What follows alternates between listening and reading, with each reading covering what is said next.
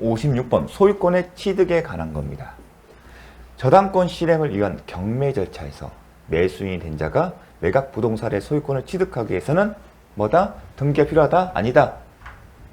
저당권 실행 경매 절차의 경우에는 187조에 따라서 등기 없이도 한다. 취득한다. 언제? 매각 대금을 납부한 시점에. 자, 2번 무주의 부동산을 점유한 자연에 있는 부동산의 소유권을 즉시 취득한다. 무주의 부동산은 누구다? 국가의 소유다. 국유로 한다. 점유취득 시에 따른 3번 점유취득 시에 따른 부동산 취득 소유권 취득의 효력은 시효 취득자가 이전 등기를 한 이후부터 발생한다. 맞을까요? 틀릴까요? 자, 법조문에는 점유취득 시효가 완성되면 별도의 등기 없이 소유권을 취득하는 게 아니라 비록 원시 취득이지만 법에서는 등기를 해야 한다고 했습니다. 따라서 등기를 해야만이 소유권 취득의 효력이 발생합니다. 그런데 그 취득의 효력은 점유를 개시한 때로 소급을 합니다.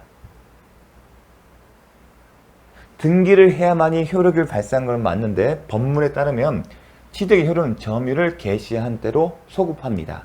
그런데 이 소급의 의무는 소극적 의미라고 했습니다. 즉 그동안에 취득시효 기간 동안의 점유가 불법 점유가 아니라는 의미입니다.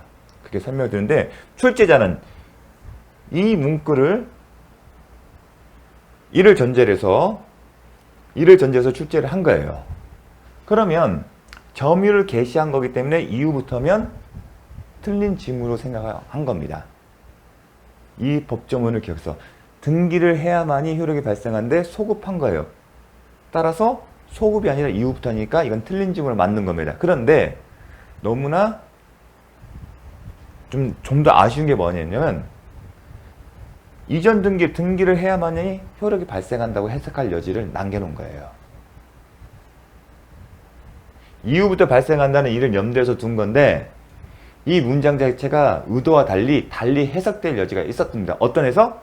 등기를 해야만이 그때 효력이 발생한다는 겁니다. 등기 없이는 효력이 발생하는 게 아니고 등기를 한 이후에만 효력이 발생한다. 근데 그 효력 발생이 소급된다. 이렇게 해석될 여지를 남겨놓습니다. 그래서 이의 신청이 받아서 이것도 정답 처리가 됐습니다. 요거는 이렇게 기억하실 필요 없겠죠. 자, 다만 우리는 정확하게 이렇게 가시면 등기를 해야 소유권 취득을 한다. 다만 취득의 효력은 소급된다. 타인의 토지에서 발견된 매장물은 특별한 사정이 없는 발견자 단독으로 아니다. 토지 소유자와 발견자가 반씩 취득한다. 5번 타주의 점유자는 자신이 점유하는 부동산에 대해 소유권을 시효 취득할 수 없다. 맞죠? 예요. 취득 시효는 자주 점유를 요건이 있습니다. 즉 소유의 의사가 있는 겁니다. 타주 점유는요. 소유의 의사가 있는지 여부에 따라 자주 점유, 타주 점유인데 타주 점유는 뭐냐면 무슨 사정이 발생하면 돌려줄 의사가 있다는 겁니다. 하지만 자주 점유는 타인의 소유를 배척하고 내가 혼자서 이를 쓴다는 겁니다. 어떤 경우냐? 임대차 계약이요. 임대차 계약이 종료되면 임차인 돌려주잖아요. 그런 경우 생각하시면 됩니다. 나중에 또 설명할 기회가 있을 겁니다. 자, 공동소유에 관한 설명으로 옳은 것은 공유자끼리 그 지분을 뭐예요? 공유, 지분, 교환하는 것은 지분권의 처분이므로 뭐다? 자유롭게 할 수 있다. 그게 답이겠죠? 이를 위해서는 교환 당사자가 아닌 공유가 필요하다? 아니다. 공유 지분은 자유롭게 처분할 수 있다. 다만 비교할 게 뭐다? 공유분의 처분이나 아니면 공유분의 변경은 다른 공유자의 동의가 필요하다. 그걸 묻는 겁니다. 2번 부동산 공유자 중 일부가 자신의 공유 지분 포기입니다. 여러 번 설명하고 있습니다. 등기를 하지 않아도 포기에 따른 효력이 발생한다? 아니다. 공유 지분은 포기는 상대방이 있는 단독회이기 때문에 지분 포기 의사를 상대방에 해야 하고 더 나아가 등기를 해야만이 물권 변동의 효력이 발생한다. 포기된 지분은 누구한테 어떻게 기속되죠? 나머지 공유자의 지분 비율대로 기속됩니다. 뭘 해야 한다? 등기를 해야 한다. 3번 합의자 중 1은 다른 합의자의 동의 없이 합의자는 자신의 지분을 단독으로 매도할 수 있다? 아니다. 합의는 특징이 있다. 동업 목적. 따라서 지분이 누구한테 있는 게 중요해요. 동업자가 누군지 중요해요. 따라서 공유 지분과 달리 합의자 전원의 동의가 필요하다. 이런 차이, 공유 지분의 처분과 차이점이 있기 때문에 시험에 나오는 겁니다. 4번 합의문에 관하여 격려된 원인 무효의 소유권 이전 등기의 말소를 구하는 소는 합의자 각자가 제기할 수 있다? 당연히 하죠. 왜냐하면 함의분의 보존행위잖아요. 우리가 이건 보존행위예요. 보존행위 뭐죠? 공유물의 보존행위했을 때 긴급성과 그리고 다른 공유자의 이득이기 때문에 공유자는 각자는 보존행위를 근거로 해서 할 수 있습니다. 단독으로 보존행위는. 마찬가지로 합의문은 동호 목적도 있지만 이건 보존행위예요. 뭘 하는 게 아니에요. 따라서 합의의 경우에도 보존은 각자가 단독 할 수 있습니다. 따라서 원인무에 소유권 이전된 게 있으면 이건 보존행위에 해당되기 때문에 각자가 할 수 있다. 이거는 합의문의 보존이기 때문에, 그리고 합의문의 보존은 합의자가 각자 단독 할 수 있다. 이와 달리. 자, 법인 아닌 종중이 법인 아닌 종중하기는 이거는 공동소유는 총유 형태예요. 그 토지의 소유의 매매를 중개한 중개업자에게 중개수수료를 지급하기라는 약정이에요. 그러니까 종중이 중개업자가 어떤 약정에서 수수료 약정을 한 거예요. 근데 수수료 약정을 했는데 보통의 종중의 업무 처리는 총회 결의를 요해해요. 근데 총회 결의가 없으면 효력이 없어요. 그러니까 수수료를 주기 싫으니까 종중이 이런 얘기를 했어요. 야, 중개인이 당연히 중개 수수료를 요청하겠죠. 그러니까 종중이 이런 얘기를 한 거예요. 야, 중개료는 총회 결의가 필요한데 총회 결의가 없어. 따라서 중개료 수수 약정은 무효야. 약정이 무효면 너한테 줄 돈 없어. 그 얘기를 한 거예요. 그런데 과연 그럼 쟁점은 중개수수료의 지급 약정이 총회의 결의가 필요한 사항인지를 물어야겠죠. 그러한 사원총회 결의, 총회라면 사원총회입니다. 사원총회 결의가 필요하다면 총회 결의를 거쳐야만이 이 약정의 효력이 있는 거고, 그래야만이 중개수수료를 지급할 의무가 있는데, 반대로 중개수수료 지급 약정은 사원총회의 결의를 요하지 않는 거라면 그런 결의가 없다 하더라도 이 약정 유효함으로 종중은 중개업자에게 약속한 수수료를 지급할 의무가 있는 겁니다. 그러면 어떤 경우에 사원총회의 결의가 필요하냐? 거기에 대한 설명이 필요하겠죠. 총회에서 어떤 경우냐면 총의문에 법에는 있게 되어 있습니다. 종중은 민법상 비법인 사단에 해당되고 275조, 276조 1항이 총입니다. 총의 형태입니다. 이거는 총의 문의 관리 및 처분에 관해서 뭐요? 관리 및 처분에서는 공유물의 같은 경우는 공유물의 처분과 관리가 나눠졌어요. 근데 여기는요, 관리 및이에요.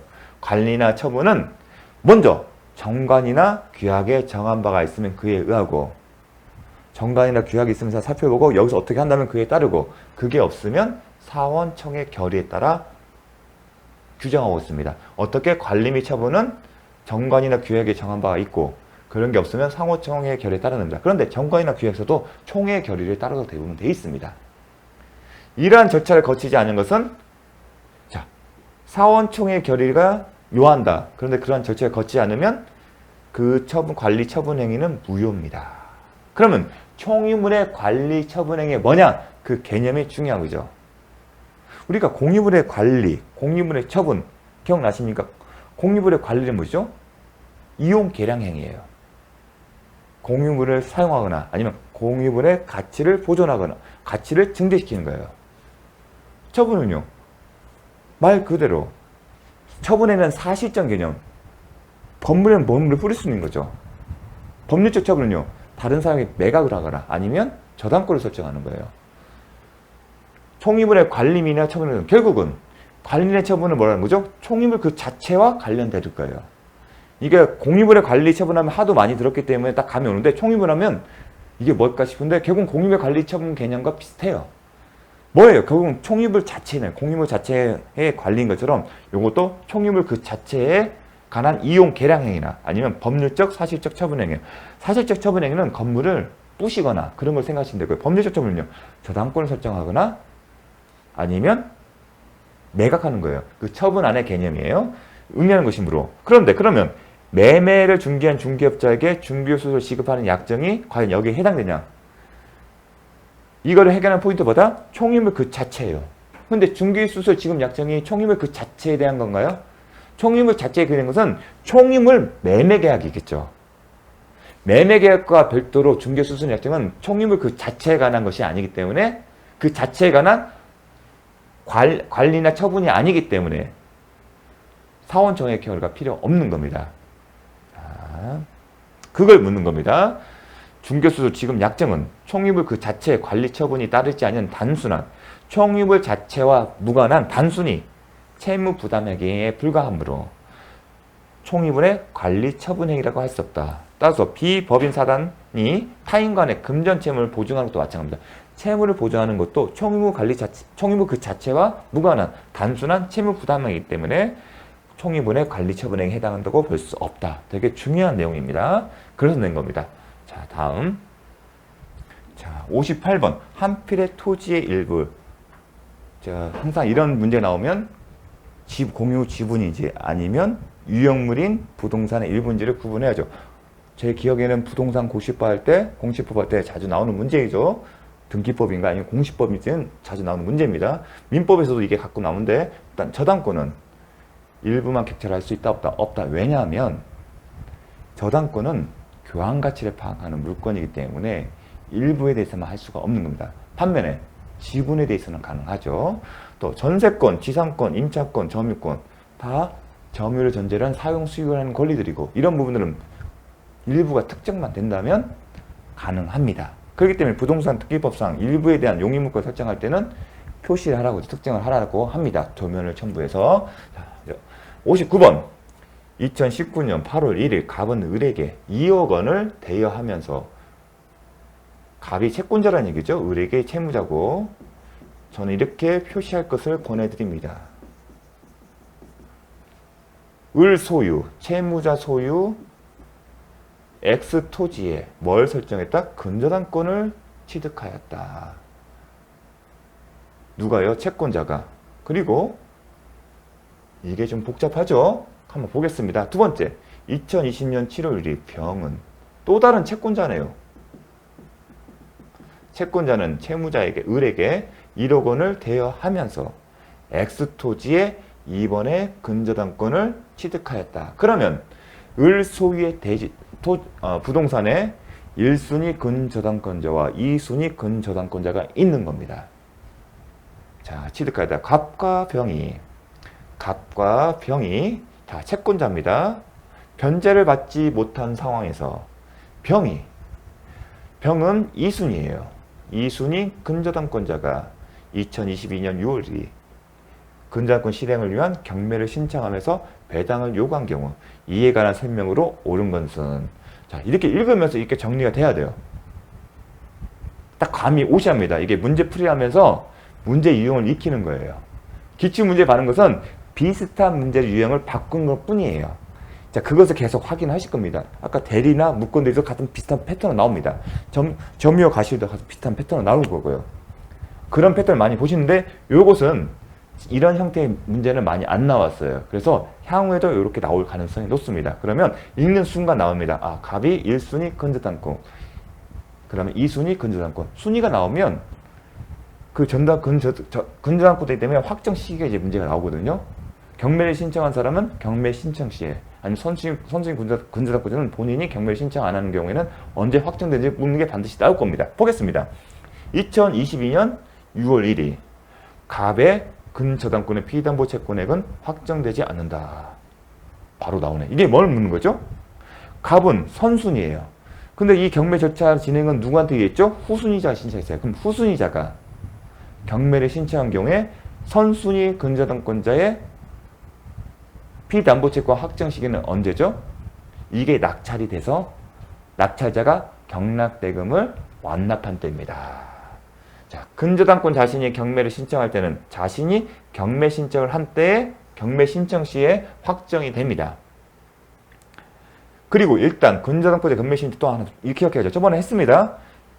확정된 이상 그게 경매 신청이 취하되더라도 영향이 없습니다. 한번 확정되면 계속 확정된 거다. 자, 후순위 근저당권자 경매를 신청하면 지금 케이스죠. 선순위 후순위가 있는데 후순위 본인 같은 경우는 본인이 경매를 신청한 시점인 이 시점에 확정되지만 선순위는 언제 된다? 선순위 근저당권의 피담보채권은 후순위 근저당권자가 경매를 신청한 경우 그 선순위의 근저당권의 피담보채권은 근저당권이 소멸하는 시기 언제? 경락인이 경락대금을 완납한 때 확정된다. 그때 소유권을 취득한 시점이고 그 시점에는 저당권은 소멸합니다. 왜냐하면 민사집행법에 따르면 모든 저당권은 소멸하기 때문에. 그럼 저당권 언제 소멸해요? 경매 신청했다고 합니까? 낙찰 받아도 됩니까? 아니에요. 낙찰자에게 소유권이 취득돼야만이 그 시점에 말소가 됩니다. 그래서 직권 말소되지 않습니까? 그래서 경락대금은 완납한 데다. 만약에 선순위가 신청을 했어요. 그때는 본인이 스스로 신청한 거기 때문에 그 신청 신점입니다. 따라서 이건 언제다? 선순위, 후순위가 있는데 후순위가 신청했을 때 선순위 권저당권자가 언제 확정되냐 문제라는 거 잘 기억하십시오. 요 내용은 34회 때 제가 이미 설명을 했습니다. 그 문제를 사례로 푼 거예요. 괜찮은 문제죠? 두 번째, 니은, 갑에게 1순위 근저당권자에게 2022년 6월 이후에 발생한 지연이자는 채권 최고의 범위 내라도 근저당권에 있어 담보되진다. 아니다. 근저당권의 이자는 채권 최고의 범위 내라면 우선 변제 효력이 있다. 배우지 않았습니까? 그 내용을 풀어쓴 겁니다. 잠깐 여기 제가 지연이자는 채권 최고의 범위라면 담보된다. 그게 근저당권 특정이에요. 그러면서 제가 무슨 얘기했습니까? 360조의 단서가 적용되어 있다. 근저당권의 경우는 360조 단서에 뭐가 있죠? 1년치 지연 이자에 되어 있었어요. 자, 또 하나 이 내용도 알아두시면 좋습니다. 피담보채권이 확정됐다는 것은, 자, 근저당권의 피담보채권은 저당권 설정 계약 당시에 확정된 게 아니라 기본 계약을 정해놓고 향후에 장래에 그 피담보채권을 확정시키는 겁니다. 그래서 결산기든 그 확정 시점 기준이 됐을 때 확정된 채권만을 담보하는 거지. 그 이후의 채권은 담보하지 않는 게 근저당권 개념이에요. 그렇기 때문에 기본 계약을 넣고 그 기본 계약에 채권 발생에 관련한 예금을 쓰는 거예요. 그 기준에 따라 어느 시점에 확정됐으면 그 확정 당시에 발생한, 실제로 발생한 그 피담보 채권만 우선 변제, 채권 최고 범위에서 우선 변제 효력을 인정하는 거고 그 이유는 그렇지 않는다는 게 의미입니다. 따라서 확정 시에 피담보 채권의 원본이 특정되고 그 피담보 채권의 액수가 실제로 특정되고 그 이후에 발생한 채권 원본은 담보되지 않는다. 그 이해는 담보되지 않는 것은 우선 변제 효력을 인정하지 않는다는 겁니다. 하지만 확정된 피담보 채권 원본이면 원리금 생각하십니다. 원본에 따른 이자, 원금과 이자. 여기서 말하는 원금입니다. 원금부터 생기는 이자 기타 부수 채권은 최고의 범위 내에서 여전히 우선 변제 효력이 있다는 겁니다. 왜냐하면 원금에 붙는 이자나 기타 부수 채권은 결국은 원금의 채권과 동일성을 유지해서 확장된 것에 불과하기 때문에 따라서 이러한 경우에는 담보된다는 거, 그걸 묻는 겁니다. 채권 범위라면 담보된다. 이 얘기는 뭔가 우선 변제 효력이 있다. 자, 360조 단서가 적용되지 않고 근저당권은 최고의 범위 내에서 확정된 피담보채권 원본에 대한 지연 손해금도 모두 담보하게 된다. 요거 잘 기억을 해 주십시오. 자, 디귿번. 자, 갑이 한 번도 이자를 받은 바가 없고 X 토지가 3억 원에 경매되었다면 갑은 경매 대가에서 3억 원 한다. 이 얘기는 뭐냐면 배당을 한다는 거예요. 배당금은 뭐죠? 이 경락대금, 경매대가를 가지고 이제 배분하는 거예요. 자, 경락대금은 얼마라니까요?